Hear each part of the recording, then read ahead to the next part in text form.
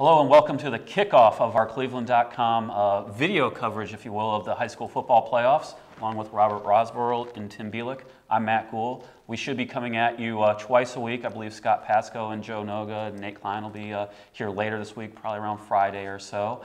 But guys, we've got a lot to talk about. Playoff field set. First, we want to let you all know, you're probably watching this video, there should be some details about a picks contest we are doing, sponsored by the University of Akron. We're inviting you to all come along and pick against us for a contest, a chance to win prizes each week and a grand prize. So if you're watching this video, look down on the post for some details on that. And guys, speaking of picks, I think we should start with our picks for state title winners from Northeast Ohio. Tim, who do you like this year? I'm going to go with two teams that won it last year to do it again. I'm looking at St. Ed's in Division I to repeat as champions and Benedictine in Division III. Now, when I look at the Eagles, obviously, you know, I know at the beginning of the season there were doubts in my mind about how they were going to bounce back from graduating what I considered a generational class of seniors. They've more than done just that, you know, with a talented group of guys led by Cole Guest, Jimmy Keefe, Tony Butler, a lot of good guys on that team. And they've more than passed all their tests that they need to really prove that they're a legitimate state title contender. And in D3 Benedictine, they did it last year. They don't have Jerome Baker this time around, but plenty of talent still there. Dantes Rash, DeCavalon Reese, Brian Scheffler. They've been there before. They know how to win those kinds of games. And what they did to Archbishop Hoban in Week 10, I think just serves a little reminder that, you know, the Bengals did win a state title last year, and they got the ability to do it again. Yeah, I think, you know, my pick would have been Hoban a few weeks ago to come out of Division III, but I'll tell you what, after the way Benedictine played against them on Saturday, it's hard to pick against the Bengals. Looking at Division I, it's kind of funny because starting the season, there was a lot of hype with Cincinnati in that area, in Region 2. And as Eds has played this season, I think they've elevated themselves, obviously pushing up to the top of the state poll, that it's really hard to pick against the Eagles. Looking at Division II, I really like Midview, but man, there's Cincinnati, LaSalle down there. I like Midview to maybe get to the state title game, but man, LaSalle's a tough team to face. Well, no doubt. I mean, when you talk about LaSalle, you're talking about Mr. Football Guy and Jeremy Larkin. Kids going to Cincinnati, going to play with Avon quarterback Jake Sopko, and they're going to get there together. But yeah, you mentioned Midview. I had them getting into my Final Four in Division II. I did the preview for that. I think they have the ability to get down there. They have an offense that's just incredibly explosive. Their defense is much improved. They got the tools to get down there. It's just a question of, you know, getting out of a region where it's going to get so much tougher as it goes on. You know, they're going to have to probably get through Glenville in the second round. They're going to probably have to get through Avon or Perrysburg in the regional final. Both teams are absolutely tremendous just to make it to the Final Four, where they're going to have to see a team out of just a very, very deep Region 3. Now, Rob, you and I have had some discussions this year about Mogadore and Norwalk, St. Paul, and teams like that. You like Mogadore a lot, don't you? I do like Mogadore. I think they're a really well-rounded team. I saw them in Week 2 against Gilmore, and they just do everything well. It seemed like they have a good way. They know how to score. They have a lot. They have 3 good running backs, 2 best, probably being Nate Alexander and Luke Kramer. Then you got a great quarterback who really does it all in Zeddy Pollock, because he can throw the ball, he can run a little bit. He's also their kicker, and he can play some free safety. I mean, in D7 with those small schools, guys really have to wear a lot of different hats. And Mogadore consistently has done it, you know, better than they are a lot of teams in the area, I would say. But Division 6 is pretty crowded, though. Like you said, Norwalk, St. Paul is good. You got Danville, which is very good. Mm-hmm. There's a lot of teams around the state that are going to, you know, be contending for, you know, the Division 7 state title. And I think Mogadore is right up there, one of the best, and could very well go all the way. Since we went over some of the other divisions, are there other picks you want to make that to bring out? You know, I gotta say, I think I agree with you guys on St. Ed's and Benedictine, absolutely. You guys have already kind of touched on, you know, all of their great runners, you know, Cole Guest for St. Ed's, and, you know, Jimmy Keefe and whatnot, you know, under center. I mean, they really have all the elements, and Benedictine has got the same kind of thing going on there. DeCalvion Reese and, you know, Dantes Rash. I mean, there's not much more to be said there. So, yeah, I agree with those. I think those are our 3 best state title contenders. Well, let's switch it from state title contenders to surprise teams, because there's a couple of teams there that were on the outside looking in this time a week ago, a couple teams that jump out to me: Elyria, Cleveland Heights, without a doubt, and then Holy Name, which jumped from, I believe, 14-7. So, Rob, what really jumped out to you as a surprise going into the playoffs this week? I got to say, I think Holy Name definitely was probably the one that surprised me the most. That's a tough one. We saw them, all year long. It's like, oh yeah, they're a good team. They're competitive.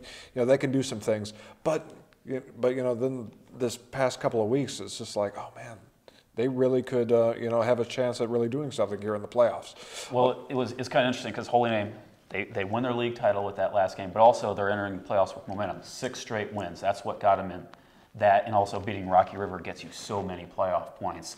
Same situation happened with Cleveland Heights. They won 4 of their last 5 after an 0-4 start, win the league title in their last game outright.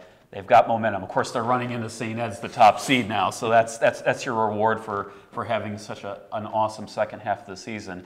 But also another team which really, doesn't maybe have momentum as highly on their side, team that you and I are both familiar with, Elyria, the Pioneers. Yeah, and I mean, we talked about it. They were out on the outside looking in with 2 weeks to go. They had to win it overtime against Strongsville, another team that was fighting for a playoff spot. And then in week 10, you're hosting Menor, who obviously we all know how good Menor is. And they came from behind and rallied and won that game in just a tremendous fashion. You got to give a lot of credit to Kevin Fell. What he's done with Elyria the past few years has been absolutely tremendous. They graduated a lot of top weapons in the offseason, but they got a lot of good guys back, led by Dante Beckett, a very talented team. Unfortunately, their reward for making the playoffs, they got to make that 2-hour drive south down I-71 to play Olentangy, a guy who some fans in Lorain County are very familiar with, and Mark Solis. Mm-hmm. Yeah, Mark Solis, former Pioneers coach. They had some pretty talented teams under Solis about in 2005, 2006. But like you said, you got to give Elyria a lot of credit because they had that stretch in the middle of the season where they lost 4 of 5. They come back, they beat Strongsville, they beat Menor, get some big wins, big playoff points to make that last push. And lastly, guys, matchups to watch. What are some of the matchups you liked this season, or this week, I should say? Well, Friday I'm going to be at Buckeye for a Division III Region 7 showdown as Buckeye 10-0 hosts 9-1 West Geauga. And I think this is a matchup of 2 of the hottest teams in Northeast Ohio. West G has won 9 in a row. We saw what they did to Perry a couple weeks ago, a good group of guys led by Cam Seawright, a very good team. Against Buckeye, who's been putting up tremendous numbers all season, led by that trio of Nathan Polidori, Nathan Scott, and Trevor Tomey. They really have a lot of ways to beat you offensively, as well as having an improved defense. And 10-0, as good as it is, there's been as difficult as it is to get to 10-0. They've also had a nice win against Rocky River as well. So I mean, in addition to what they did in the conference, beating Rocky River, another playoff team, an 8-win team, is no small feat. Yeah, I think that's when they really set their hats on. For me, I look at Division IV. Speaking of, you mentioned West Geauga beating Perry. Perry gets a shot at Holy Name to start the playoffs. 2 teams with basically big-time recruits, Luke Farrell for Perry, Shakif Seymour for Holy Name. 2 guys who also have had the injury bug this season. I talked to Coach Dan Wondolowski last night, and he mentioned, Shakif has had some injury issues with his hamstrings.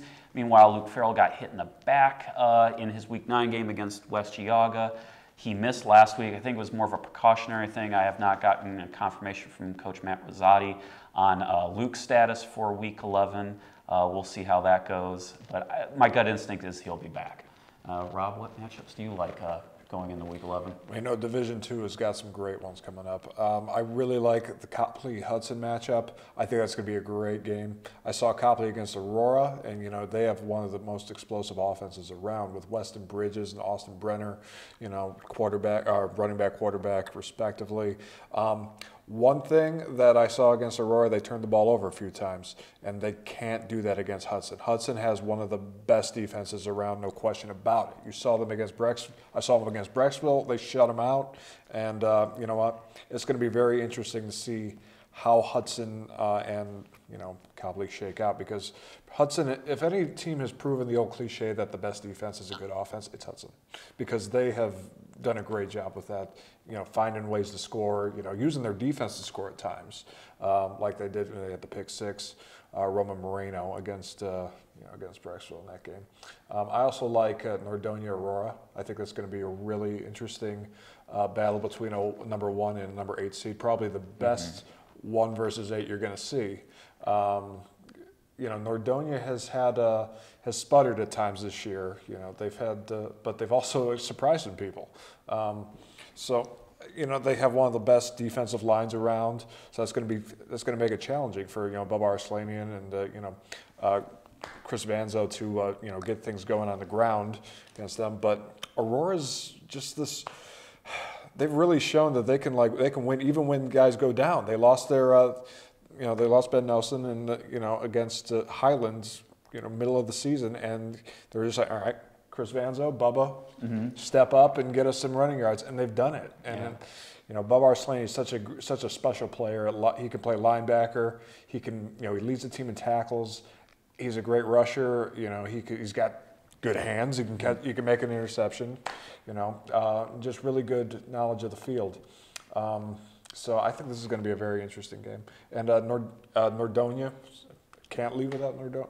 I'll talk about Nordonia. Justin Post has done a great job with that team.